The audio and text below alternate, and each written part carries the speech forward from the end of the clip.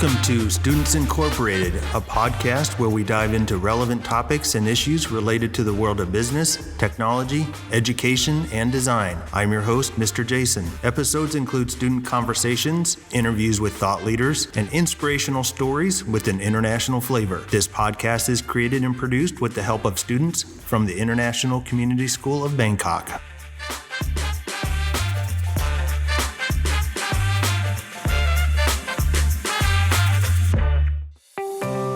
In today's episode, for the first segment, we'll be playing Are You Smarter Than a Fourth Grader? Followed by a spelling bee. My co-hosts today will be Lion and Ronnie. We are also joined by special guests Mr. Jeremiah and Mrs. Sophia, two fourth grade teachers, along with 8 fourth grade students. But before we begin, let's hear our quote of the day and get some headline news. Our quote of the day comes from famous author and lyricist Paulo Coelho. He said, "A child can teach an adult 3 things: to be happy for no reason, to always be busy with something, and to know how to demand of all his might that which he desires."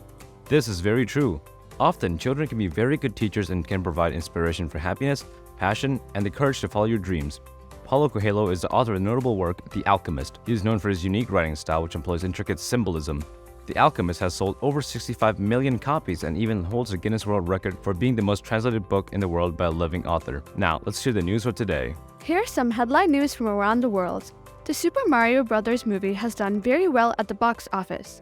In its second weekend, it beat Frozen 2's record and delivered $85.98 million at the box office. Globally, it has earned a total of $700 million in 13 days. The movie has become the biggest video game adaptation in history, overtaking Warcraft and Pokémon Detective Pikachu. Off the coast of Alaska on St. Lawrence Island, a young girl was reunited with her dog who had been lost for a month in the frozen Bering Strait. The family has 3 dogs, and 2 of them had been missing. Although one had been located, the second dog was still missing. Social media platforms and help from strangers helped the girl and her dog finally reunite. Speaking of Alaska, a moose in Anchorage walked into a hospital. This was not the first moose that has entered Providence, Alaska Health Park's building. It has had other members of the deer family as well as bears try and enter their facilities. Thankfully, security was able to safely stop the moose from damaging the plants.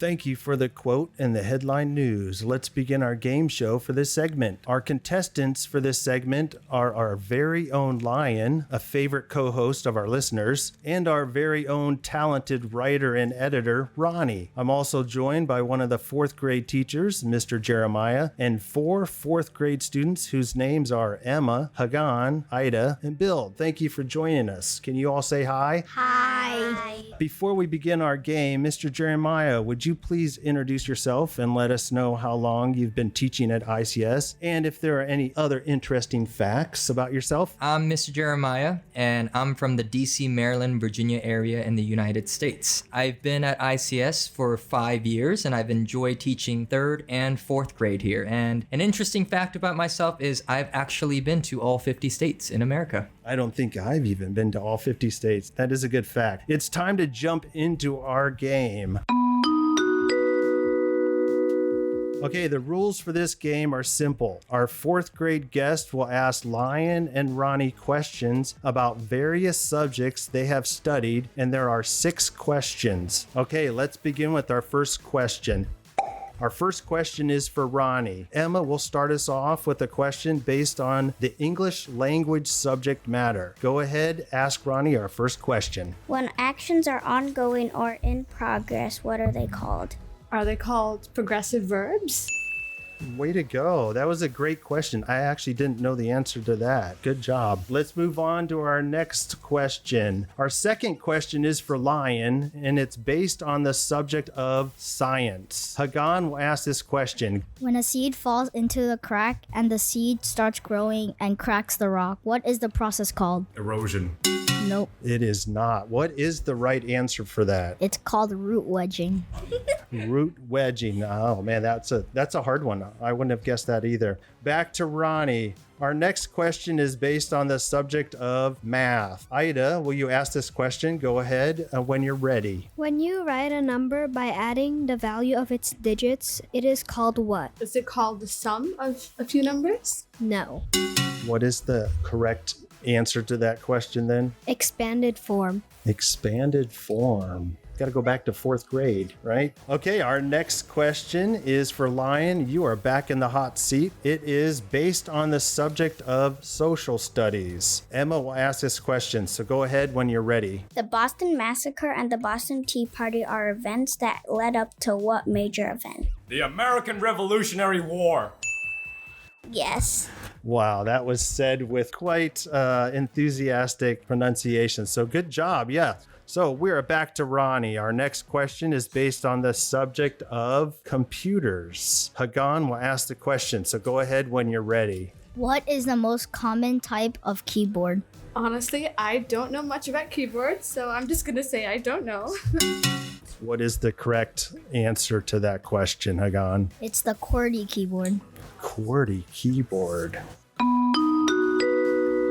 That sound means we are at our final question. Lion will get the final question. Are you ready? Yes. Okay, this final question is based on the subject of Thai language. Build will ask this question. Go ahead with the final question. How many tones are in Thai? 5. Correct. There are 5 tones. I've got a follow-up question for Lion. What those tones are, and give us an example of each tone. All the 5 tones, the names of them are Saman, Ek, To, Tri, Chatawa. An example of them would be Ka for Saman, Ka for Ek, Ka for To, Ka for Tri, and Ka for Chatawa. Are you satisfied with my answer? Yes. And we will end with that. This concludes the first segment of Are You Smarter Than a 4th Grader? Thank you to our 4th graders, Mr. Jeremiah, and our 2 contestants, Lion and Ronnie, for being great sports. We'll be right back with the spelling bee after a quick PSA. 1, 2, 3, 4. This past week, we had a fantastic strings and band concert. The musicians sounded beautiful as they played music from various composers. Thank you to everyone who came to watch and listen. It was a very rewarding opportunity for the students to perform the songs they had been practicing for a long time. We thank the teachers, Mr. Christian and Mrs. Sarah, for organizing this, and all the strings and band students for their effort. We are back for part 2. For this segment, we welcome a new group of 4 4th graders and another one of our 4th grade teachers, Miss Sophia. Our 4th grade contestants are Aliza, Ryu, Dylan, and Claire. But before we begin, Miss Sophia, could you please introduce yourself? Let us know how long you've been at ICS and maybe a fun fact about yourself. Thank you. I am Mrs. Sophia. I'm a 4th grade teacher, and I have been teaching at ICS for the past 4 years. Some fun facts about me. I'm a neat freak. I love plants, and I've almost been to all the Disneylands, just waiting to go to Paris. That would be fun. I've been to the Disneyland or Disney World in Tokyo, and that was interesting. But okay, I'll turn it over to our co-host now, who will be explaining the rules of this segment. So, for this segment, we'll be playing a simplified version of the Scripps National Spelling Bee. Each contestant will be given a word. If a contestant does not spell the word correctly, they will be disqualified from this competition, and the word will be given to the next contestant. Make sure to say each word before it and after spelling it. Okay, the first word is consistent. The word consistent comes from Latin origin. It comes from the word consistere. You can now spell the word. CONSISTENT.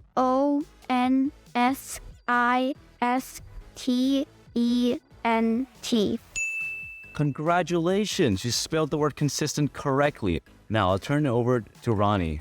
The next word is disappointed. Disappointed comes from Old French origin, from the word disappointer. You can now spell the word. DISAPPOINTED. Good job, that's correct. Now, the next word is whistling. Whistling is an Old English word that comes from Germanic origin. It's also related to the Swedish word vissla. You can now spell the word. WHISTLING. Unbelievable! You also spelled this word correctly. Amazing. Okay, so the final word is Mississippi. Mississippi means great river and comes from Native American origin from the words Michisipi. You can now spell the word. MISSISSPIPPI.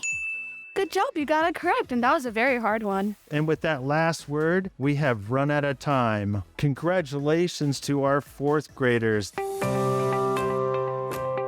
Thank you for listening to our episode today. Feel free to share this podcast with your friends and family. We love the support we are receiving from our listeners, so thank you. Here's what's coming up next: an interview with a celebrity guest from Thailand with his son. So stay tuned. As always, this podcast would not be possible without the hard work and support of our international student production team. All music and sound effects are courtesy of Pixabay.com, a vibrant community of creatives sharing copyright-free images, videos, and music. And we are signing off until next time. We're Students Incorporated because your voice matters.